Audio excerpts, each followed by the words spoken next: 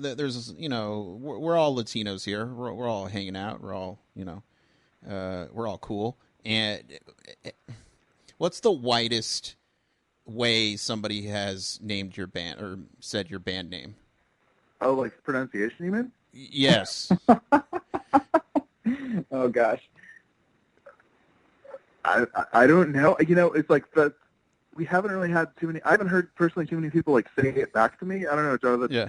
Yeah. I mean, like I feel like you're doing an impression right now of something that I haven't heard. Yeah. Generally, I've like seen it in writing. No, it's because I every time I see that J and I go, oh my god, the white people are gonna freak out when they think it's a J and it's not a J sound. I don't know. That's just where my brain goes. Conjunto. Yeah, Futuro Conjunto. Here, which one is Futuro and Conjunto? I don't know. Right. Mispronunciations of Mexican words really crack me up. And again, being from El Paso, I say tortilla, I say chile. I have that, and then I go to Oregon. I'll have a tortilla. I'm like, what the hell is that? What's a tortilla? I didn't know people actually said that. I always thought that was like a joke. Yeah. But yeah, no, it's you're probably right on there. It's legit a thing. So whenever I see something Mexican, whether it's a band name, an artist, something, I'm just like, oh, I can't wait till white people say it. Anybody want a tamale? Yeah. I will have all the tamales, please.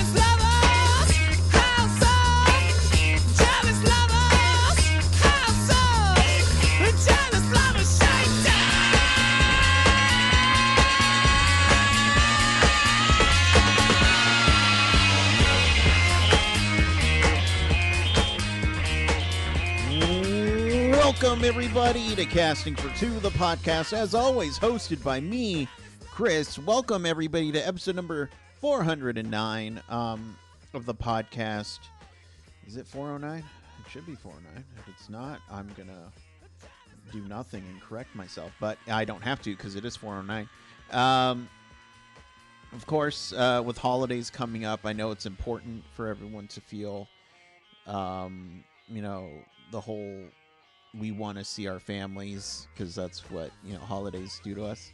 But again, message of the podcast: if you're going to go out and see family, you're going to go out into the world in general, wear a mask. The vaccine is out to limited people, but that doesn't mean that they're immune. And even vaccine people have to wear masks, and so do you. So everyone wear masks and be kind and courteous to others, even if they don't look like you.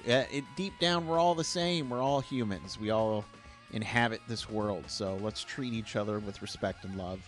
Message of the podcast. Great episode for you guys today. I had a lot of fun chatting with these guys. They, their names are Jonathan Leal and Charlie Vela, and they are part of the band Futuro Conjunto, and this is such a story-making album that I recommend people checking out, and it's so great to see it on lists of top albums of 2020, and I've been really enjoying this, and I've just kind of been waiting to release this episode on a special occasion or a special time, and It's like top 20, on all these 2020 lists. Absolutely. Let's get the word out on this album because it's phenomenal. But yeah, it's these guys are really great, and this is a very special album, and I recommend people checking it out. But I'm done talking because we need to get in this episode, all right? So Jonathan and Charlie, take it away. Hey, Jonathan. Hey, is this Chris? Hey, Charlie. No, this is Charlie. I am Charlie. No, Great. I was just telling Charlie that I am located in San Antonio, and very cool. Yeah, admittedly, I'm not a fan. I feel like I feel like I could say that with open arms in a room with two proud. Well, I don't know. Assume you're proud Texans, but I'm just saying. What is it about San Antonio that rubs you the wrong way?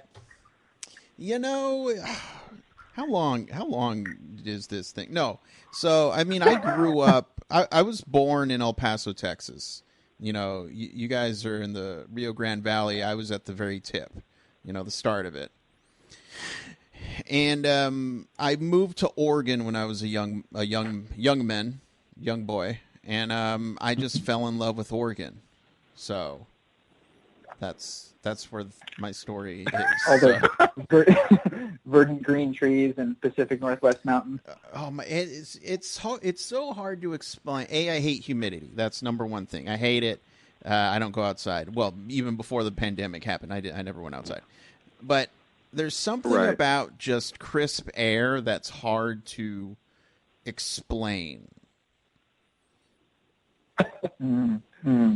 Yeah, like I don't know, like a I don't. It's but and I always tell people I'm an Oregon boy, which it's true. Technically, we all have organs, but I'm a true Oregon boy. And yeah, but I will say, I mean, I have fun in Austin when I go down there, just because it's Austin. But Right on. Yeah, actually, it's funny. I know a fellow who moved down to the valley from Oregon. His chief complaint was the weather. Like he said that he likes that it's warm here. That was like, he was so psyched about it. And all of us were just like, really? And yeah, it's like it's warm every single day. I love it. I'm like, okay. Yeah, live your best life. Yeah, it's like again, everybody has different body types. I'm a bigger guy, so naturally I run to hot no matter what. So like me being able to leave a window open at night and have cool air come in instead of just like humid ass, it's like that was just so great. Yeah, but in Oregon, if you're leaving your window open, you're going to get cool air coming in and serial killers. So, yeah. Well, that's it's all about give and take. Bell. A nice give and take. Yeah, it's give and take. Either that or a meth head would walk in. But again, these are the risks that you take in the new millennium. So, millennium, I like to say. But how are you guys doing? Charlie? Jonathan? I'm doing well. I'm sufficiently caffeinated. Just went around on a walk around the block here in Palms, Los Angeles. And plenty of apartment buildings all around the neighborhood. Nice warm sunshine on the street. Lots of beautiful trees lining the street. It's always nice and peaceful to go outside. Okay, so. I like how the apartments add to that.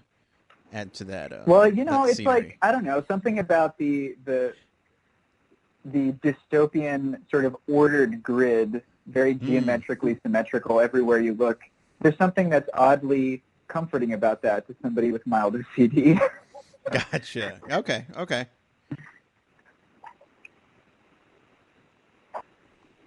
And how about yourself, Charlie? Yeah, I'm doing good. I've been watching my 4-year-old all day, and she's beckoning me again. Yes, darling.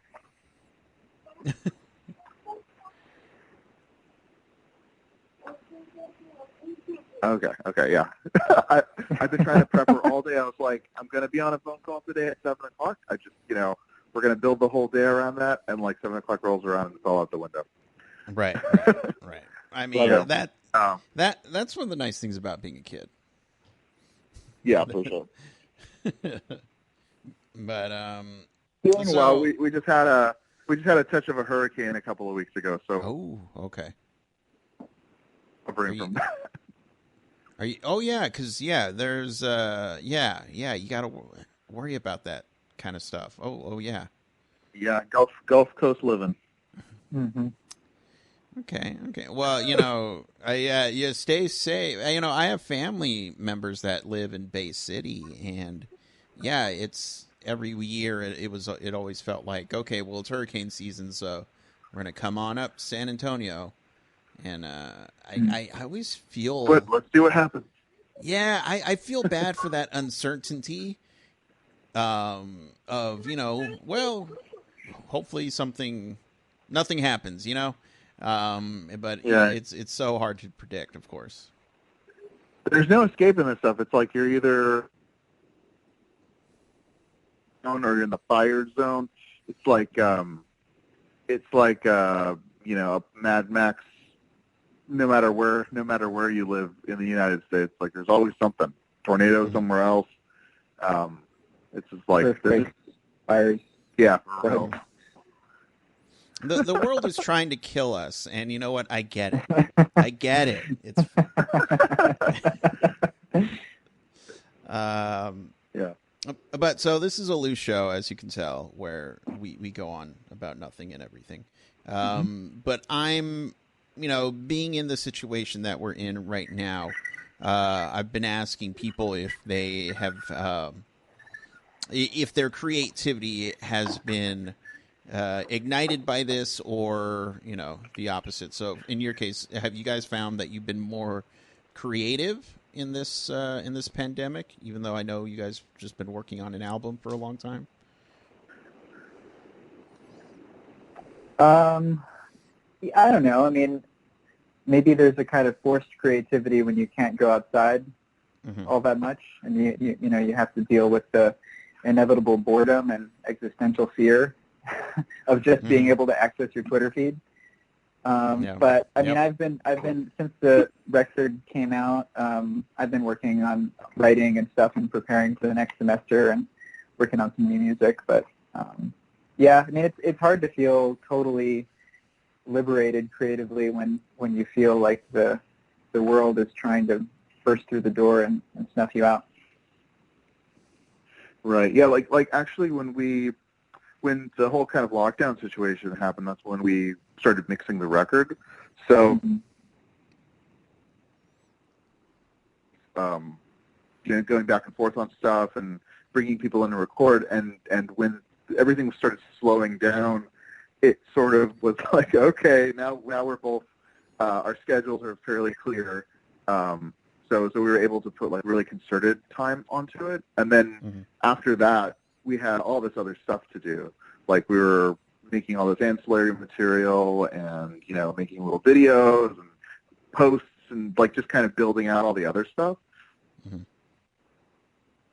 Like first, like it felt like it was a very active period of making stuff, and now that the record's out and we are just sort of like, we're talking about it a lot more. That's been, kind of its own sort of exercise in creativity, like being on that other side of things, like, trying to find interesting things to say about it. And, so it's, but like what Jonathan's saying, it is sort of,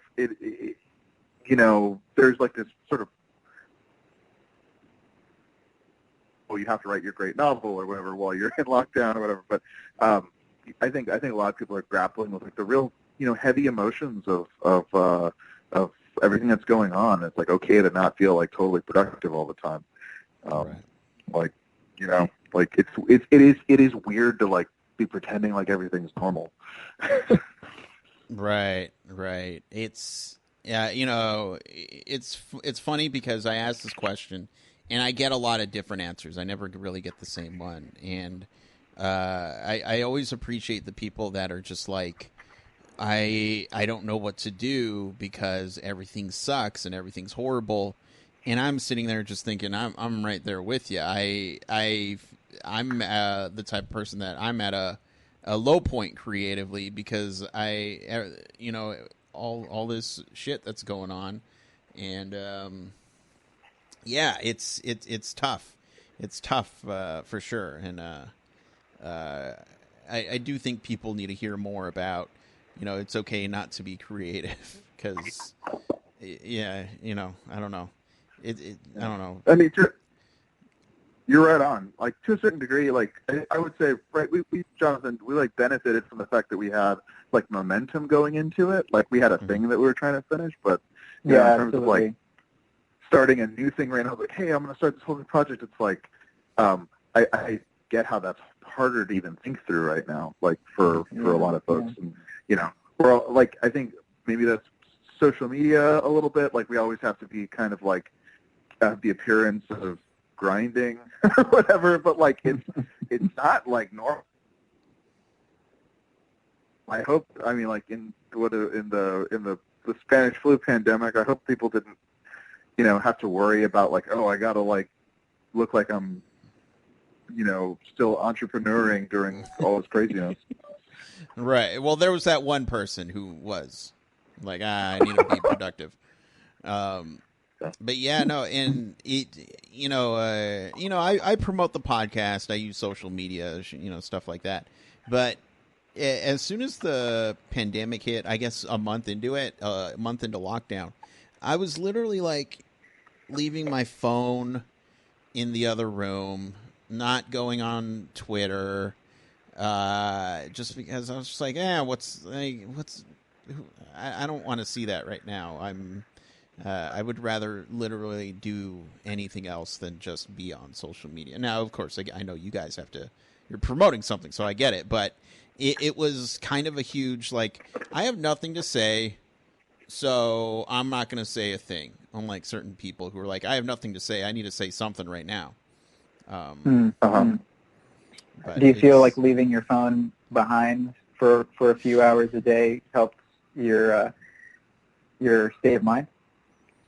Yes, because I'm not scrolling on Twitter seeing what certain people say that are going to upset me, or not do and not do, just stuff like that. It even came to the point where I made a little adjustment by moving my phone charger across the room, so that when I charge my phone, and then I go sit on the other side, like, I have to get up and get it.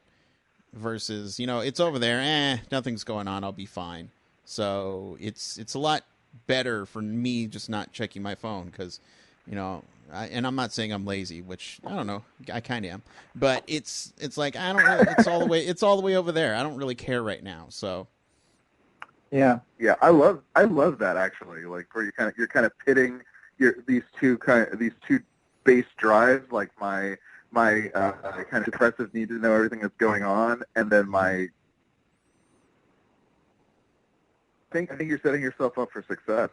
After 32 years is about time, All right. Mm-hmm. Like, it's also hard, though. No, go ahead, Jonathan. Good. I was just going to say, it's also hard because we're funneled to these devices right now for connection with people who we don't live with. And so there is another element to that guilt you're describing. Of it's absolutely the entrepreneurial element, and it's also just like, what's my family member up to that I haven't heard from in a week. The only way I can reach out to them is through this device that has all of this other baggage associated with it. Right. So I mean, maybe that's a good practice to get into. Leaving your phone away from you and only going to it when you have a solid intention to connect with somebody specific. If I've ever said anything in my life, it's I'm a trendsetter. and you guys are validating me, and I appreciate it. No, I don't know. Hell yeah. It's and again, we're all kind of in lockdown, trying to evaluate ourselves and figure out what is and isn't important. And I think out of all the crap that's been going on, I feel like a lot of people, including myself, have benefited from that. And yeah, so you got to do what you got to do, right? That's what it comes down to. Yeah, and like at the end of the day, if you're able to, if you're in a position where you're able to stay indoors and stay, as safe as possible, manage your risk or whatever, it's like a disruption to kind of the normal, like everyday, grind or the things that we just kind of do without thinking is really, really helpful. I mean, during this like period, it's like, well, Jonathan, you moved cities, which is a huge disruption. But like even just being home more, it's like my spouse, like she went from working so that I can still get some work done during the week. We don't have daycare is not an option anymore. Grandparents aren't really an option anymore. So we had to like adjust our whole lives around that. And Right. having all that extra family time, it's like a thing we just got used to not having. So like once you're presented with it again, it is sort of to be normal in your life, which is important. Mm-hmm. And do you only have just one 4-year-old? Yeah, we're one and done. Okay. We know our limit. Yeah, we got it right the first time. We're done. Yeah, she's perfect, so we're good. Yeah, perfect. Okay. No, I just think, having kids at a certain age, especially during this time, is just, I mean, she's probably not gonna, or, not gonna remember what happened and is too young to comprehend. So I feel like that as a parent, that's got to be kind of, at least somewhat nice. I mean, like, it's definitely we have friends with like slightly older children, and that's a whole different thing to contend with. Also, we're like just underneath the threshold where we have to worry about all the school opening business. Yeah. I hang out at home for a little while longer. Don't have to really worry about that until Right. next year. And we're just kind of like doing a little bit of the homeschooling just to get her started. But like, yeah, it's there are myriad kind of anxieties that it brings up, and I super feel for all of the friends of mine who have slightly older kids. Like Mm-hmm. it must be hell right now. Like, Yeah. But I feel like we should talk about the album, and and I don't want to. weirdly, all this is sort of related. It's all the same. We're all related. But I as I was listening to the album a while ago, and right now before this conversation started, I had this thought. There's we're all Latinos here. We're all hanging out. We're all we're all cool. And what's the whitest way somebody has named your band or said your band name? Oh, like pronunciation, you mean? Yes. Oh gosh. I don't know. It's like that. We haven't really had too many. I haven't heard personally too many people like say it back to me. I don't know, Jonathan. Yeah. Yeah. I mean, like I feel like same. you're doing an impression right now of something that I haven't heard. Yeah. Generally, I've like seen it in writing. No, it's because beautifully every time. I see that J and I go, oh my god, the white people are gonna freak out when they think it's a J and it's not a J sound. I don't know. That's just where my brain goes. Conjunto. Yeah, Futuro Conjunto. Here, which one is Futuro and Conjunto? I don't know. Right. Mispronunciations of Mexican words really crack me up. And, you know, again, being from El Paso, I say tortilla. I say chile. You know, I have that. And then I go to Oregon. I'll have a tortilla. I'm like, what the hell is that? What's a tortilla? I didn't know people actually said that. I always thought that was like a joke. Yeah. but yeah, no, you're probably right on there. It's legit a thing. So whenever I see, you know, something Mexican, whether it's, you know, a band name, an artist, something, I'm just like, oh, I can't wait till white people say it. Anybody want a tamale? Yeah. I will have all the tamales, please. Well, that's one of the things that we really kind of like. I remember talking about it multiple times, like when it came to the way that the characters in the story communicate and talk. It's very true to, you know, how people actually converse here. There's a lot of like slipping in and out of Spanish. Mm-hmm. There were multiple things, right, where we were like, I don't know, is this too inside baseball? And then we're like, no, screw it, it's fine. Like somebody will get that. Yeah. You know? Yeah. Yeah, absolutely. And I guess to like think about it from the other side of the coin, something that's been on my mind, I don't know, for a few years now, was I was listening to an interview that a writer of color gave about studying in MFA programs. Mm-hmm. And basically that within this culture of this specific MFA program, there was a kind of implicit idea that only some stories could be specific enough to be kind of tapping into something universal. Mm-hmm. Like, okay, you know, if you're telling a story that's coded as white American or, you know, has some sort of connection to European culture, then that is, you can be specific and inside baseball as much as you want, mm-hmm. and it's still going to be okay. But as soon as you're starting to talk about other types of cultural experiences, you know, and for us it was, you know, the rich sort of bicultural experience of being in the Valley. You know, there are people out there who would say like, oh, I don't get this. And that basically we made the record not for those folks. We made it to celebrate the people in the Valley and all the richness that they have to offer. Right. And like, you know, sometimes that kind of specificity where you feel like an outsider, sometimes that's good. I mean, like why is that okay for a Radiohead album where they're singing a bunch of like alien songs? But not okay for like the, you know, like lived experiences of real people. Right. Like we grant so much latitude. You know, what is you know, where we feel comfortable like not knowing things. So like why not this too? No, I totally get it, and I think it's just awesome that you guys, you know, made something for the people in the Rio Grande Valley. But in another way, again, I'm not from the Rio Grande Valley, but of course, you know, growing up Mexican and having, you know, all Mexican family, stuff like that, I was able to connect with it.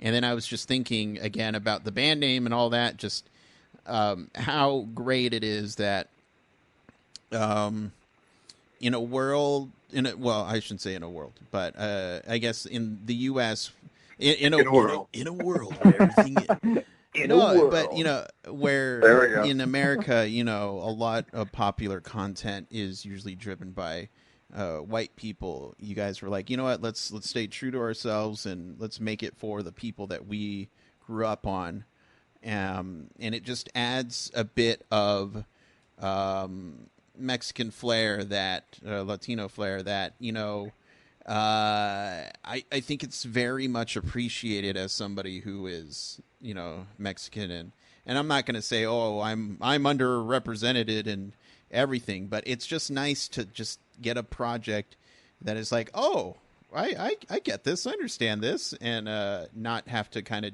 you know, see the Neo vision where I see numbers, ones and zeros going up and down, and I'm trying to freaking crack the code. But it was just, yeah, I think this was great. That's cool. I think like it's super, especially for like younger people. I can think of multiple pieces of media that I just happened to a little bit of yourself reflected in it, and it's very profound, like the effect that it has on you. And it's only like in getting older and looking back and realizing like how rare those experiences can be, and how people like my parents' age didn't have nearly as many of them. It's sort of that feeling of like it helps you kind of like normalize how you feel about yourself in the world. Like, oh yeah, of course there are other people like me. The song or whatever. Like, I think we can all point to those experiences where we saw ourselves reflected and we're like, yeah, me too, I could do that, or like I could see myself in that. And it's great. Actually, one of the so like I met Charlie late, but one of the things that was really like so inspiring to me, and it's exactly what Charlie's talking about, is a documentary film that he and Ronnie Garza created together a few years ago, called As I Walk Through the Valley. And I watched that documentary while I was away at school. So I had grown up in the Valley, and I moved to California, and was spending a lot of time by myself, like in the library, and then I saw this trailer, and it's this documentary about underground music culture in the Valley, over the last 40 years, and like the tears are welling up in my eyes, and I'm like, oh my God, I can't believe, like, this is so moving to see this. And it was the strength of that trailer and then the documentary that like made me want to get involved with Charlie in any way possible. But it's exactly what he's saying. Like, it is so meaningful to see yourself represented in a way that is totally, like not slant at all, but like you feel like it's you. You don't feel like you have to do a lot of calculus to put yourself into a story. You don't have to crack the code, basically, like you're saying, of the Matrix in order to identify with the character or with a narrative. Right. That's very nice of you to say. Thank you, Joseph. Like, and you're from El Paso. Like, I think about the first time that I saw it at the drive-in, and I was like, oh yeah, I can do that. Like, me and my friends, we're like those guys. We could do that, And it's sort of like unremarkable in the moment, but I think you can always like point back to those things as being like what you can imagine are the possibilities for your life. Okay. And I tend to, when I listen to music, I have a film brain, but I love music. I tend to think of like when I listen to a song, I think, oh, this would be good for this type of scene, or that and this. And of course, obviously, your album is basically an audio movie, and it was great because, again, I didn't have to think about, oh, what kind of scene would this be in, and blah blah blah. And then I had this thought of, I wonder, how great this would be as a movie. But then my brain was just, but would that take away from how special the album is? And I was just like, honestly, yeah, I don't really need a movie about this. I think the mixing is phenomenal. The sound design, holy crap! It literally just feels like you had a movie and you just took out the video portion. It was like, okay, that's cool. That means it worked. It landed. Yeah. It worked. Yeah. No, go on.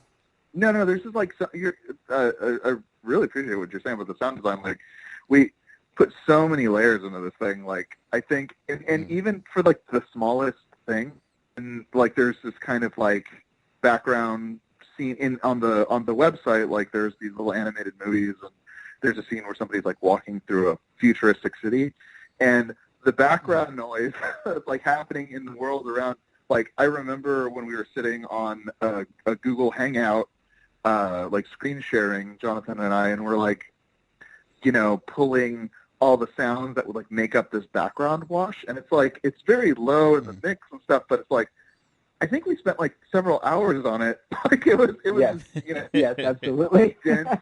We're like, oh, it should have, we're trying to find sounds that are that at least like some way evoke like the region. It's like, oh, let's get some cicadas because they're a real big deal here.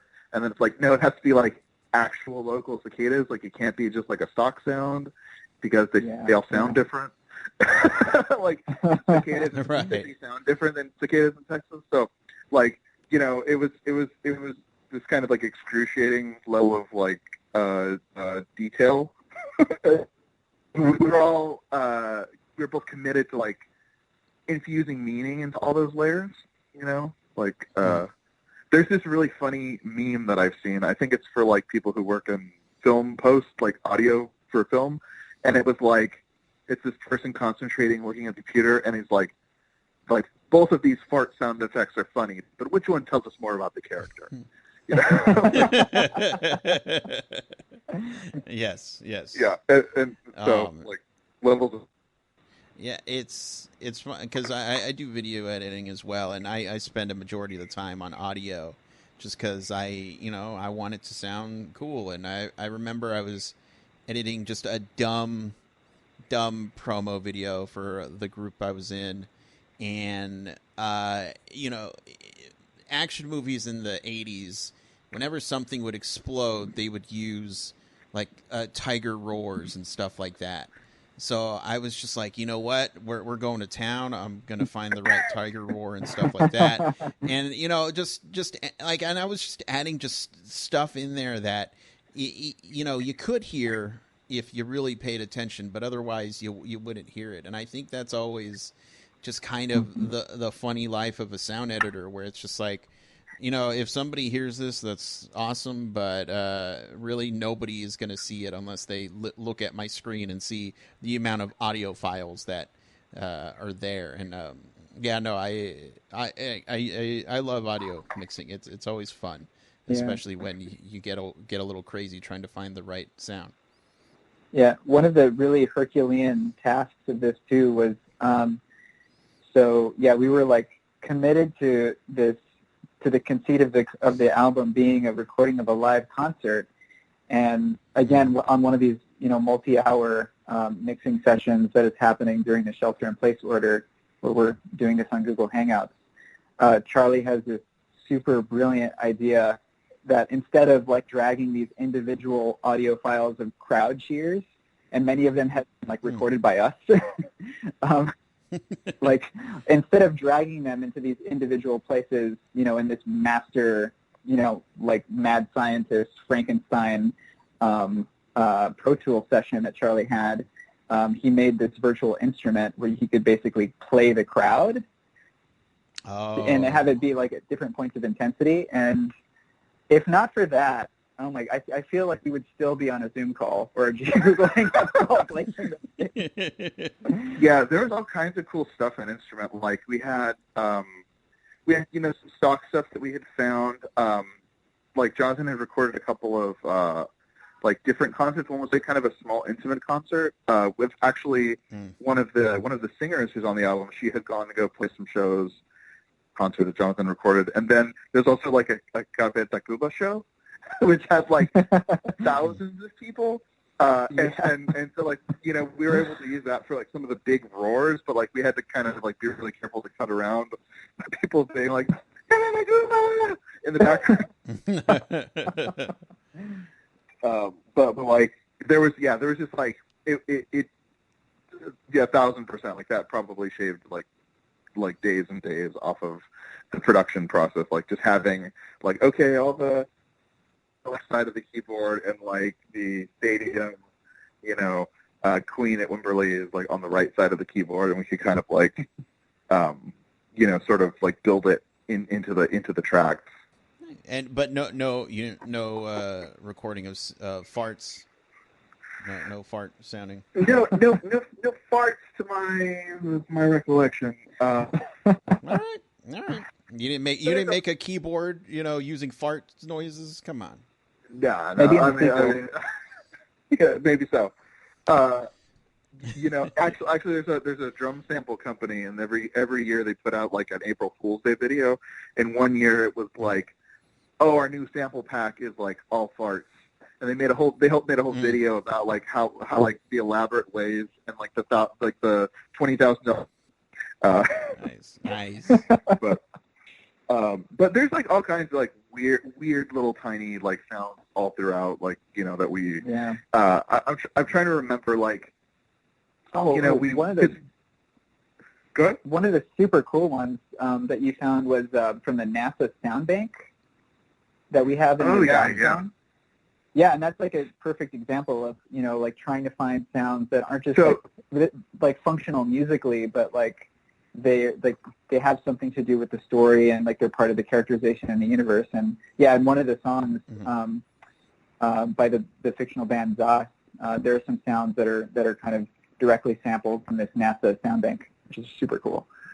Nice. Yeah, and the song is about sort of like an interstellar romance, and like so we were like pretty late in the process. We're like, oh yeah, NASA's got a sound bank, and so we went through it and we actually found some sounds that were like almost like exactly in the right key, and some totally of them were very similar. Yeah. To sounds that we had sort of like created on synthesizers, like they were very close. And so it was like, oh, cool, like, we'll just drop these in. But, yeah, go ahead. No, I was going to say, it's always funny when just things just like that happen to work out. Yeah, and there was a lot of that. A lot of this kind of, like, serendipitous, like, things just sort of seem to feel like that's how they should have, like, it felt right, and they all just kind of worked together. So we just, tuned into that and just kind of able to go with it whenever it would happen. Because there was like multiple moments of that kind of thing where things just sort of like fell into place. And for people at home who would like to check out the project, and have fun listening to all the sounds and imagining things for themselves, I don't know, or just following you guys online, where can they do all that? So the website is probably the most fun place to start. That's futuroconjunto.com. And through that website, you can get access to the album audio as well as all the in-universe extras, including this really massive timeline that has everything really neatly ordered on it. So you can follow the story from beginning to end. And then on the socials, Instagram and Twitter and all the places. Right. Like we've sort of been talking about the project like it's a band, but it's more of like it's like more of like a multimedia science fiction story. So like the album is just kind of one component of this deeper thing that you can enjoy on multiple levels. So like we put I would say we put equal effort into all these ancillary materials like did into the music itself. And yeah, ways of like does all this hang together? Does it all work? And it's kind of building it all to feel like this big cohesive experience that you can as a listener, as a reader, or I don't even know what you would call somebody who enjoys it, but as an enjoyer, you can take as much of it or as little of it as you want, and kind of curate your own experience of the project. Yeah, nice. Well, if you guys got more, for the future, not right now. You guys can chill and take your time. But, I'm always happy to, consume more of the content you guys have. And, it's been fun chatting with you. And anytime you want to come back and just chat, I'd be more than happy to have you back. Would love it.